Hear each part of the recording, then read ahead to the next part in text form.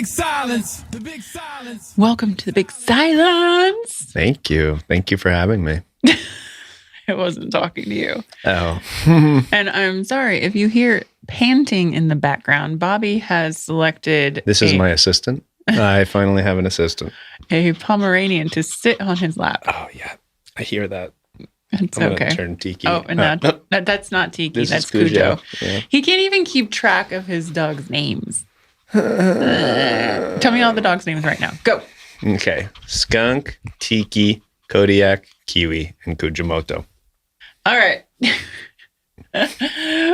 Anyways, like I said, welcome back to the Big Silence. I'm excited for this episode with my friend Luke, aka the Dingo. You may know him as a professional snowboarder and also The Adventures of Danny and the Dingo Show. Mm-hmm. Bobby, did you ever watch that? Of course I did. Of course you Yeah. did.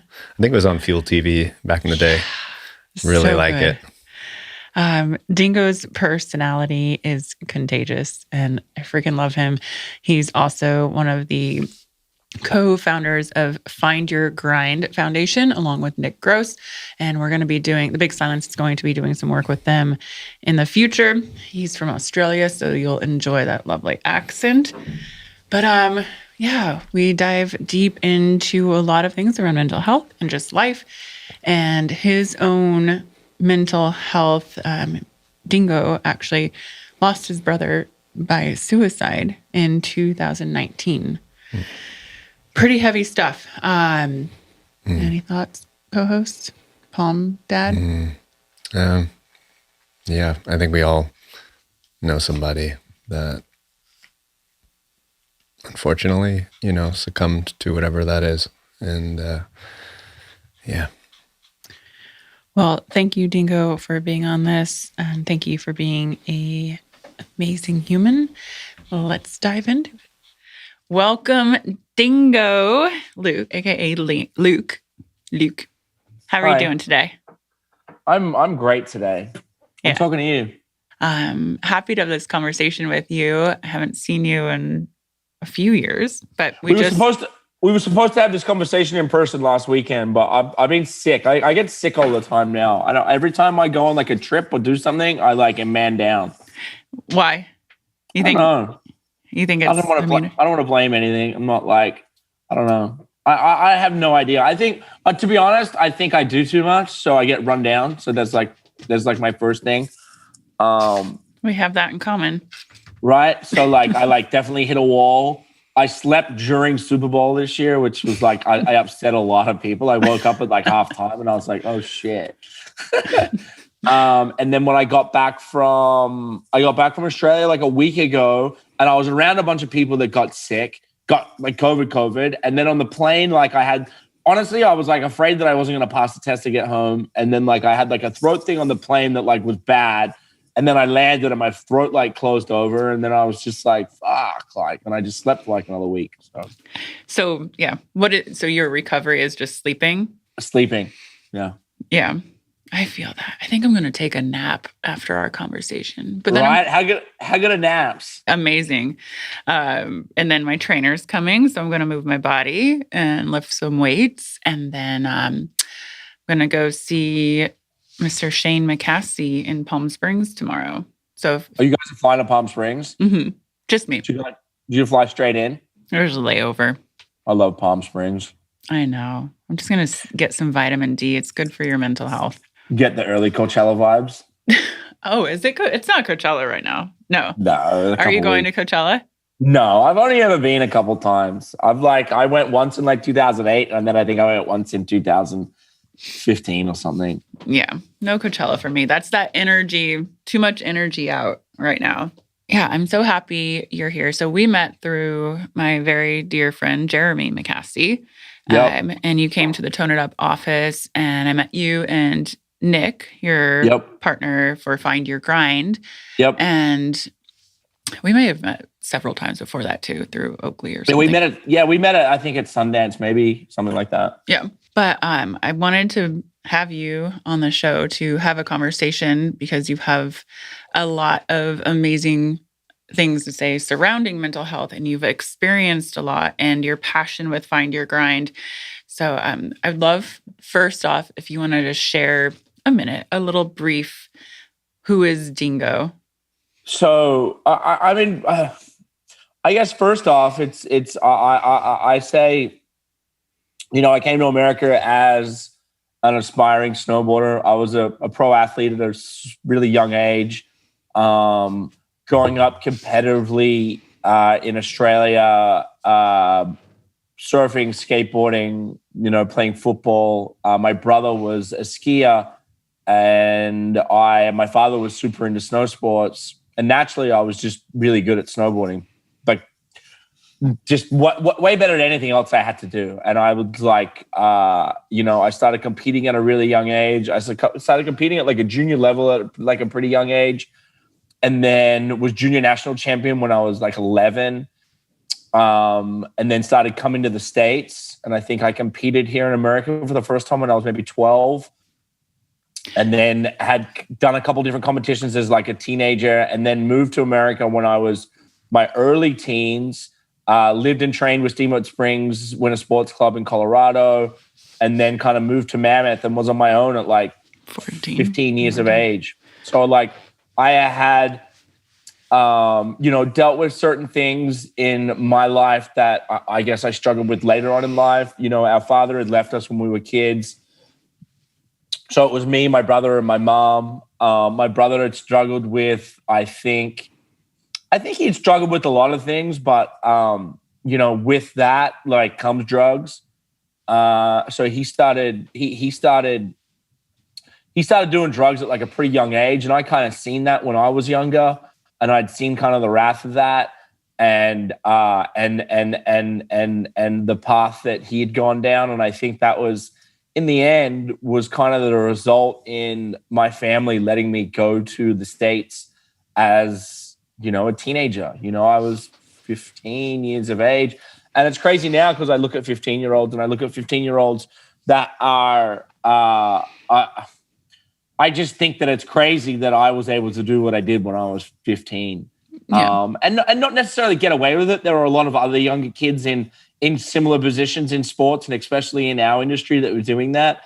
So it wasn't like I was on my own, but there were definitely times when you felt alone, and then what you go through as a kid without really even realizing. I slept on a couch while I was trying to do homeschool, while I was trying to snowboard, while I was trying to do all these things. But in the end, that stuff worked out, and ended up being pretty successful as like a young teenager.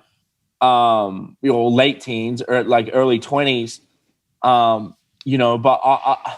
I think like a lot of the things that you learn or you do with having adults around, or having supervision or advice or all these things, I think ended up being a lot of the problems that I had into my early 20s into my I would say my first depression, which came pretty young. I think I was in my early 20s, but it was. So that's kind of how I, ended up in America, and I had, and I think people deal with it now. It's just in a different way. I think athletes deal with things in different ways now. I think that when I was younger, there was no social media. There was really no anything. So like, you could get away with a lot, which is probably a good thing for me. Oh, I got away with a lot back then. A lot. I'm not saying I was a bad person. I just think it's like times were different, right? And not having a camera around 24/7, aka your iPhone, I think was kind of my saving grace pre like 2010. I want to back up to your childhood, where you talk about aloneness and basically being an adult as a teenager and coming to the US. Because I have a lot of people ask me, they're like, well, with my experience with my mother being schizophrenic and out of the home and in hospitals growing up, and my dad going through his own stuff with that happening, I was raising myself. So do you look back now as starting to have to take care of yourself at such a young age how later you realized that may have affected your mental health? Yeah, it's funny you like mentioned like the loneliness thing. And for me, like I felt so alone in so many times. And you're on the other side of the world. You literally have like a book of phone numbers, and that's kind of your resources, and that's like home and whatever else. I was lucky to have like a group of people around me that definitely cared about me. But the loneliness thing was crazy because I had like a father that like I didn't speak to who like lived in Asia, and like that like ate me up. And then I had my family back home, but it wasn't like I wanted to go back home. It was just like there are times when you felt really lonely. I remember like locking myself in a closet and crying, and like I would do that so many times as like a 15, 16, 17-year-old. To like those like first couple of years. And for whatever reason, I still never told anybody about that. And then once kind of like success came for me, it kind of all got forgotten about, I would say, in like a weird way. And I think I took whatever anger I had or whatever loneliness I had or whatever I had, it had all been channeled into like the bigger picture. And I had ultimately like succeeded in the direction I wanted to go in. But I still don't think I ever had the tools to like go back and understand like what that was. And then really ultimately didn't understand like what was coming to me. And then that next crash was going to be like really, really big. And I wish now that I had spoken up about my issues and my problems or whatever I had. It's like a soda bottle. It's like I would just like bottle everything up and then shake it up. Yeah, I mean, so what did you feel? I have to ask. I think I hid in closets since a little girl too. Was that just like something that made you feel safe and secure, and like maybe it was some sort of meditation in there? I have no idea. I know. Do you go to therapy? I do. Like I ended up in therapy. I've done lots of therapy. Yeah. For multiple things. But yeah, back then I wish I had have ended up in therapy, not then, So it wasn't until like my 21, I was all right. I think it was around 21 when I started going super dark. Like 21 was like the moment where like I'd filmed. Was that during the show, Danny and Dingo? I just filmed the first season of the show. I just turned 21. We'd had a company called Grenade Gloves that had become very successful. And we'd had a lot of problems and a lot of issues with a lot of people that were working with us, and they were our friends. And, it was just the situation got super dicey, and we had to let a lot of people go. It was around when the recession happened in 2008. So there were all these like effects that had kind of come into it. And as a 21-year-old kid, like dealing with, whatever it is, 30, 40 people that had like been working for you and with you, and how certain people had like, diminished like what you were doing, or as soon as the money stopped, people didn't want to talk to you, or there were all these like issues that like had come. And I think as a kid, I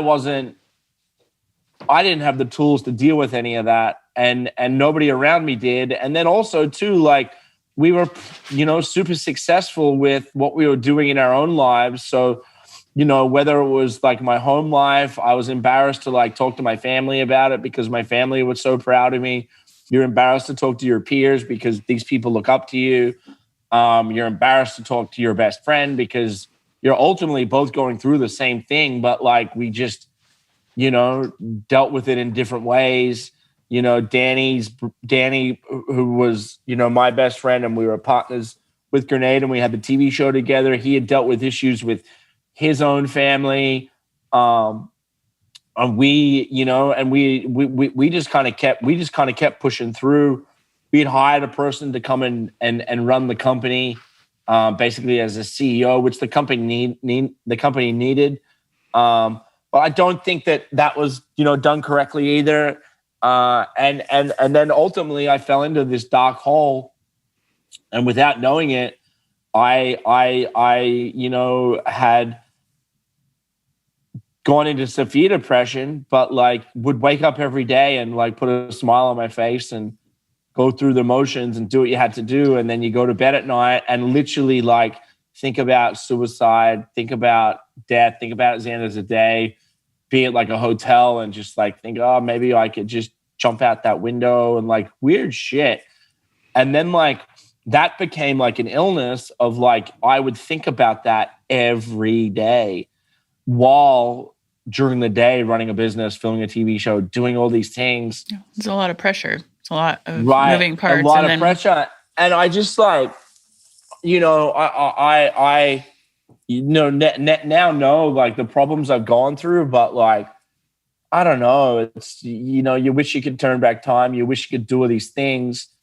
And you can't, and you've just got to live it. And I know a lot of people have like lived through that stuff, and, but I ended up, I ended up in hospital. My girlfriend had come home and found me, and I had like, I'd like eaten, a lot of pills, enough pills to kill you. And I'd had black tar, and I'd thrown up black tar everywhere, and I'd kind of ended up in the hospital. And, that was, and still at that moment, it's not like you wake up in the hospital and you're like, oh, I'm all good.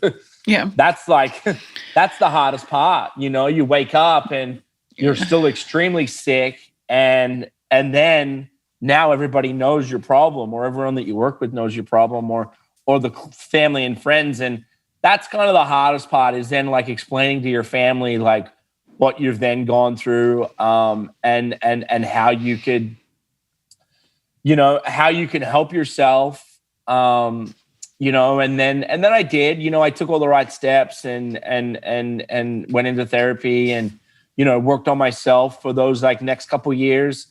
And then ultimately became like a much better version of myself. I would say like by the time I was, 24, 23, 24, I had like, been working on myself for like, a year and a half. And I had really become the person I'd always wanted to become. I think that being so young, growing up in the industry I did, ending up in LA around all sorts of other people, it's very confusing. It's... What do you wish that 22-year-old Dingo knew or had? I honestly just wish that I had it's like I always focused on trying to be something I wasn't, I think, for a long time. And I think if I could go back and say to my younger self, I'd say, hey, it's going to be okay. But also like, I had been surrounded by all these different people. And I think like I was so confused on like what I wanted me to be, when I just had to focus on me being me. And me being me is just me waking up being me, not trying to be something I'm not. And I think I was confused on what I was ultimately trying to do, or who I was ultimately trying to be, when every day it was staring me in the mirror of who I needed to be. I was just confused on how to get there, when all along it was kind of right in front of me. Yeah. And so as you go through your healing process and working through the trauma that's in your body, what were your steps? Like how, just for people listening, because there's a lot of people, especially, are coming out of the pandemic, hopefully, and mental health issues and suicide and everything are on a rise. So what is your advice to little Dingo out there listening right now?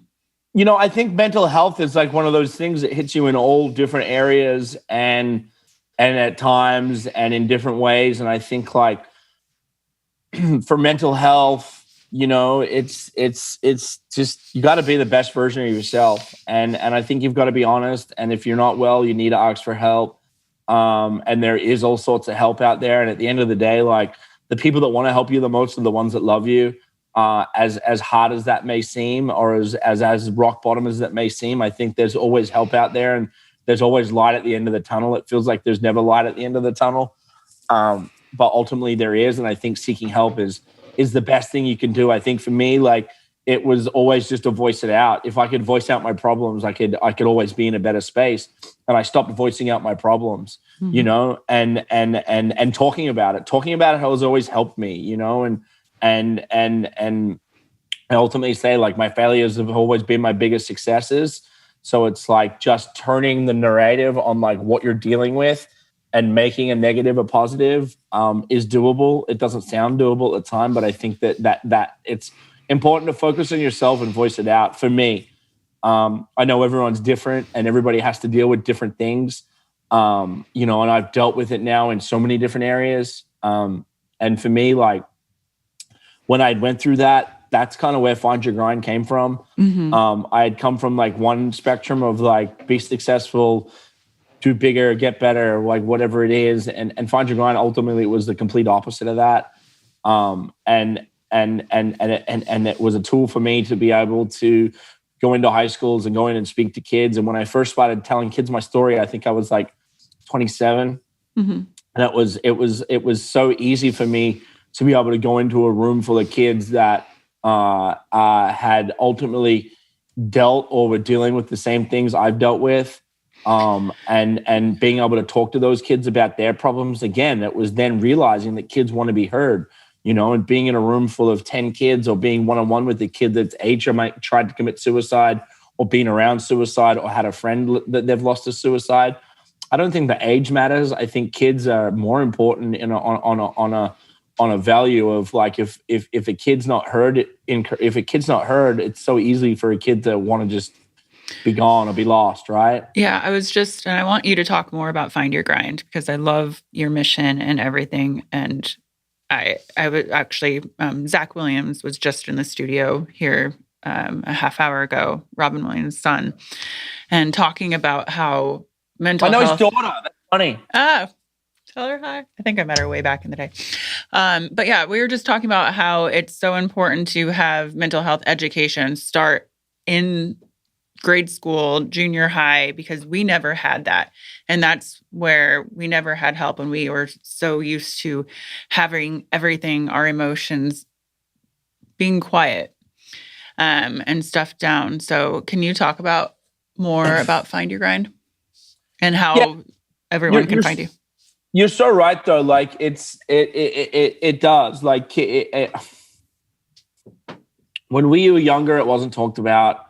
Definitely wasn't talked about with our parents. It's one of those things that today kids are growing up without fathers due to suicide. Point in case, right? And I think it's very important that there are tools and assets that kids have free access to. And, you know, Find Your Grind for me is like one of those tools. You know, we have the SEL, the Social and Emotional Learning Program, that ties into our curriculum, that ties into students. You know, for me, the whole reason was it was more so of a connection. I was able to have a connection with kids that I felt needed to A, have a voice, or B, be heard. And being able to create those tools and those assets. And not only that, to be able to walk into a classroom or a theater or an auditorium and tell my story and it not be fake or it not be some like, you know, lift me up type story or lift the kids up, but not be backed up. I get in there and I tell kids about a story about an aspiring athlete that, you know, ended up, you know, suicidal and in hospital when, you know, people thought I was on top of the world. And so it's you know, you can see people on TV or you can see athletes at the Olympics and these things, and kids need to know that like these people are just humans and they're going through the exact same problems that they're going through.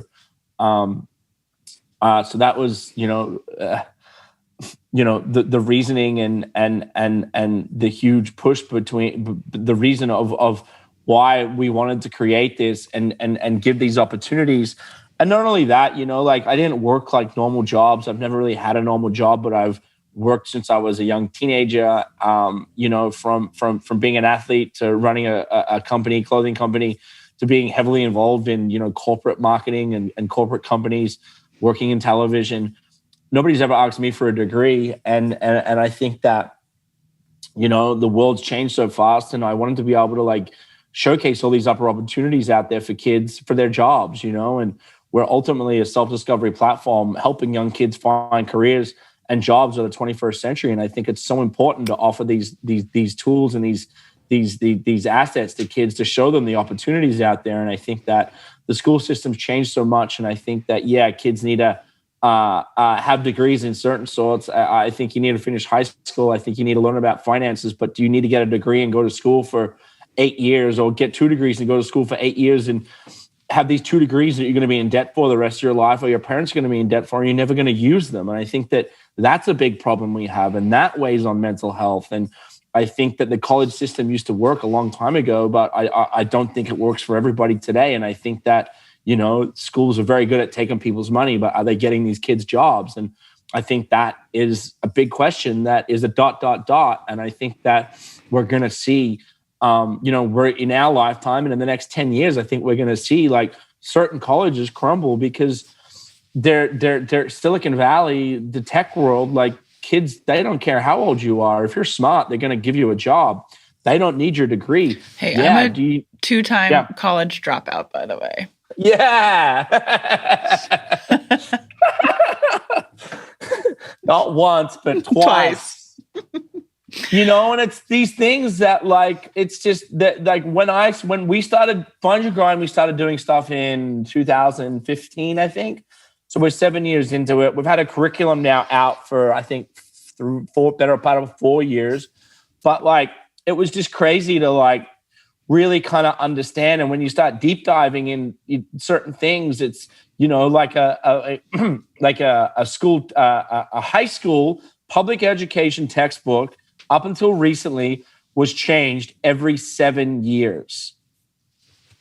So they're teaching kids information that's 7 years old. And in today's world, 2 years old is too old, right? And the way that everything's changing, the way that the world's moving so fast, and the way that we have new and emerging industries and careers, and we just got to navigate. We've got plenty of smart people. We've got lots of doctors. We've got lots of lawyers.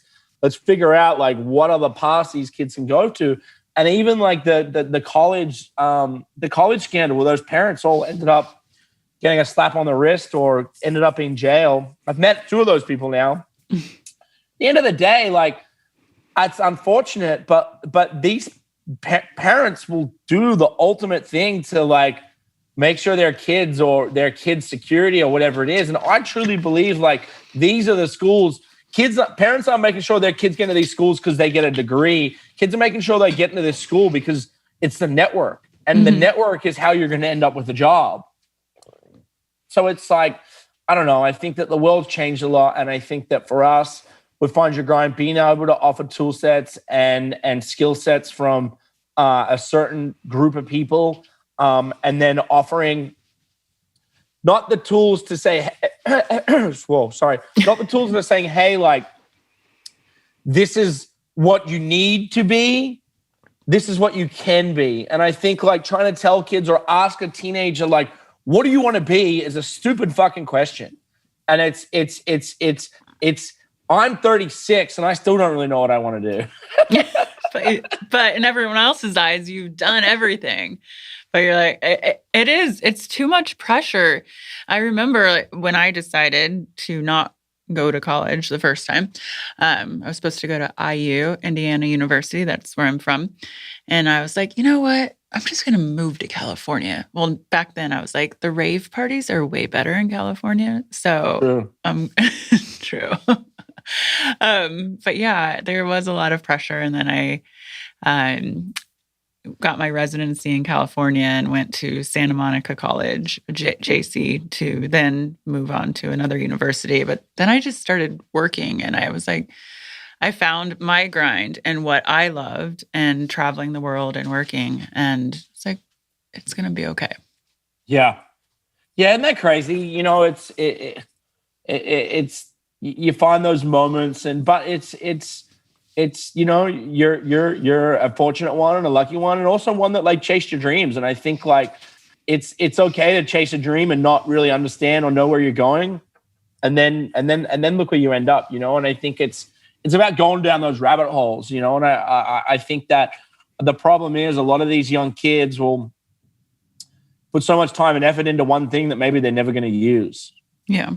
And I don't Right. want to like totally bash college because some people we need, you know, the doctors, No, the I don't lawyers. bash college at all. And we do like big college events and it's not like we're trying to, because we don't have a curriculum for college kids. It's not like we're like saying, hey, like fucking take our class and like we're going to better college. Yeah. It's just saying, hey, like if you're going to be a yoga instructor and own a yoga studio and do all these things, maybe you don't need to waste 4 years of your life or 8 years of your life and then be 30 and be like, shit, like I'm going to start this now. You could have started it 8 years ago and had an up and running business and whatever it is. Or, you know, like, you know, for us, it's like we really flip the funnel upside down and we do all these assessments and these fun, cool assignments and tests and all these things.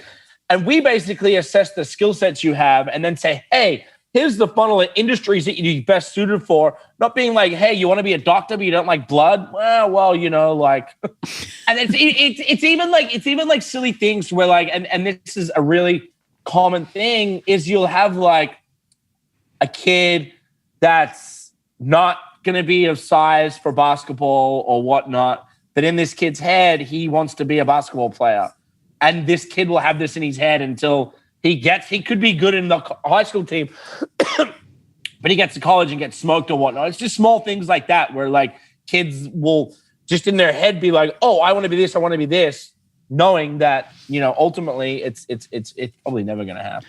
Yeah, there is that pressure. There's someone that has worked on my team and she wanted to be in one route, but then she couldn't figure out what, she just graduated and from college. And there's a lot of the family pressure. You have to be a doctor or a lawyer, but that's not her passion. But a lot of people might be very confused of, well, what do I want? So with what your work and with Find Your Grind, you help children, high school students figure out what is their passion and what their path is. Yeah. Ultimately, like after there's 10,000 minutes now of learning exercise and assessments. And ultimately, like that entire time you are gaining your skill sets on what you're good at and what you're not good at. And it keeps record of everything. And then ultimately it'll throw you down these tunnels and paths that showcase you and give you a dive into these certain industries that you have skill sets for. I need to take that test. Right, Bobby? I still don't know who I'm going to be when I grow up, but that's right? All that's good. That's the best thing, you know. It's so crazy. Like, you know, I'm so fortunate in so many ways to where, like, you know, like yesterday I'm at Monster headquarters and I'm able now to do my own podcast, and I, you know, have, you know, BMXs from surfers to Ice Cube to Super Bowl champions, all these people that get to come through, and just like you, I'm like, I get to like conversate with these people, right? And now today I'm on a podcast with you talking about mental health and Find Your Grind. And, you know, tomorrow or tonight I'll be in some other random dinner meeting with, I'm sitting with the CEO of Walmart tonight. And it's like, okay, cool. Like I just get to literally every single day get to like put a hat on and be like, all right, I'm going to learn a little bit more about this today. That's beautiful. And just so everyone listening, Tone It Up products are at Walmart. Boom. I want to shift a little here just because we're talking about mental health. And you went through something really dark. Was it in 2020, your brother? 2019.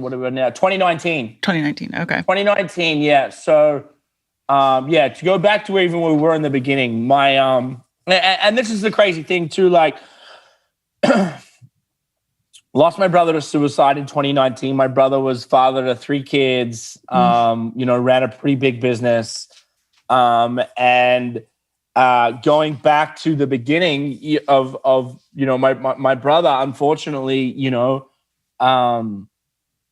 was a victim of drugs from a early age, you know, kind of hardcore drugs from a early age, but was able to, like, you know, like most addicts or just people with addictions, you know, they're very manipulative. They're great liars. They're all these sorts of things, especially when they get to 30. He was 38. So it was one of those things that I knew my brother had struggled with issues a lot. We'd tried to help him in certain areas. He'd gone to rehab facilities. He'd gone to these places. And, he just hit a point in his life where it was like the end of the road for him. I saw it, I saw it coming. What were the signs? It's he checked out. Like the last time I was with him over Christmas, he had like checked out, it was like he was barely there. He was just not really saying much. He was just really kind of put back. And if you knew my brother was always kind of loud and the energy, and he'd light up a room and all these things. And he'd slowly started to like check out. He'd had some work stuff that like not go right. And I just kind of saw it coming. And he was like, it was like he had like 10 plates spinning, or he had like 12 plates spinning, but 10 fingers, and it was just, and it all just kind of came crashing down. The last real phone call I ever had with him was on my birthday, and he was really kind of grasping. And this would be times, where I'd had a couple conversations with him, but I really thought that like, with him having 3 kids and having these people that loved him, I thought that he'd be able to like muscle through it. And yeah, it just, and at that time too, like, with myself, I was so invested in we had been doing these large events with Find Your Grind and all this mental health stuff. And it was just crazy that it like gets ripped right out from underneath you, and I spoke to him the day that he did it. And it was, that was tough. That was really tough, and it's unfortunate that these things, he's at peace, but the things you leave behind is forever. You've got a mother that will never be the same, and then you've got 3 kids and a wife that have to live their life with that every day. And that's the sad thing, watching these kids grow up without a father, watching these kids deal with certain struggles, watching a single parent kind of have to deal with these things, watching, a mother and a father. It's just all of it together. And the unfortunate part is it's so common, it's more common now than it's ever been for this to happen to middle-aged men with families and vice versa. And it's fucking tough. Yeah. I mean, that's the thing too. And I'm just saying this for those of you out there who are considering if you have suicidal thoughts, those that you leave behind love you so much. And if you can get help, and that's what the Big Silence, we have a ton of resources if you go to the website. Yeah, it's tough and it needs to stop. We all get to live in this world for this short period of time, and we all deserve living in joy and not suffering like that. And whatever your ways of coping with stress or depression or anxiety, the tools are out there. And I mean, you mentioned you had your first depression in your early 20s. Was there another? Like I would say that I've had like snippets of it, but not suicidal. Yeah. Like I've never been suicidal again. There are snippets of it. And now when I have those snippets, I know to go seek help. Mm-hmm. If I ever deal with it, I was in therapy after I attempted suicide, and that helped. And I go in and out of that whenever I need to. I went into like a trauma therapy after my brother passed away because of, just the way I had to deal with it was super horrific. So listen, is like every day, like rainbows and butterflies? No. And that's okay. Some days. But like, it's just life, and there are definitely times when I get down or I just kind of want to be by myself or I deal with things in different ways. I come from like a small country town, and I think like sometimes being by myself is sometimes exactly where I want to be. And then there are times when you want to be surrounded by lots of people. So I just kind of deal with it in different ways. I'm a people pleaser, so I'm very good at being, so are you, but like I'm good at being around people and making people feel good about themselves. That'll definitely get me up. So yeah, it's one of those things that I don't think I'll ever get rid of. It's not like something I'm cured of. It's just, some days are better than others, and just to never go down that dark hole of, if you, and not that I've ever had those thoughts again, but like, if you do, like, then that's when you really need to go seek help and not think about it in your head and get really sick over it and think about it every day for a year and then try and do it and fail to do it. So there's, yeah. So what do you do to get your serotonin up? Do you work out? Do you meditate? Do you watch your nutrition? I'm a meditator. I like, I exercise. Like, I like hiking here in LA. At home, I like go on these long bushwalks. I like live in the middle of nowhere in Australia. So it's like, we go like spot kangaroos or something. I think it's been a mix of everything. Yeah. It's go and exercise, and I'd say laughter. Laughter's a cure for a lot of things. Mm-hmm. Yeah. So like a good dinner and some laughter can always, whether it's, being with close friends or whatnot. So there are just certain things that I think you just need in life that can help you get to where you need to get to. Are there any things that you're like, that you kind of tend to do that you're like, that wasn't right for my mental health, I should stop doing that? I guess. I don't know. No, I guess I've never put like a finger on it. Mm-hmm. Like don't smoke too much weed. Can I say that? Yeah. Here in California. In Texas, you can't. But that's weird. Don't take too many gummies at Coachella, Bobby. Yeah. Bobby. I think everything in moderation. Yeah, I agree. Because and eating healthy. It's definitely a combination. But unfortunately, I've never really put the trigger on, or we've never really closed the gap of why I am the way that I am, or my brother was the way that he is. I think that it comes from stuff that happened when we were children, and you just like, I guess I haven't got to the bottom of it yet. I mean, do you want to talk about that? I mean, it's like more so of like, I think it was like family separation, mm-hmm. and what we dealt with as kids. And I was younger, so it was less traumatic for me. But, my brother started doing heroin at 15, and basically did heroin up until he died. So I'm glad I never went down that road. And I think that's like, I think that stems a lot from where we grew up, and these people are either dead or in jail or we're here.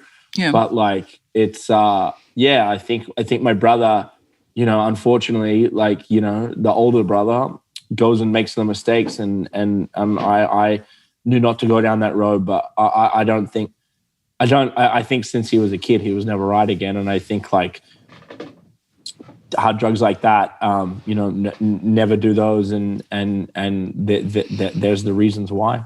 Yeah. Yeah. I did a lot of drugs in my teens for a decade.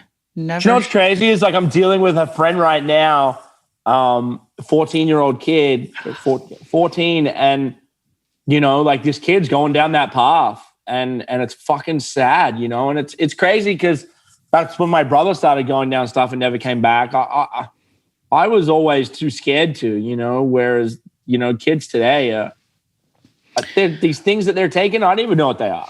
They don't even know what they are. And they just put 8 of them in their mouth, and they have no idea what it is. Exactly, because if today's cool. The big silence. Not cool, kids. If you're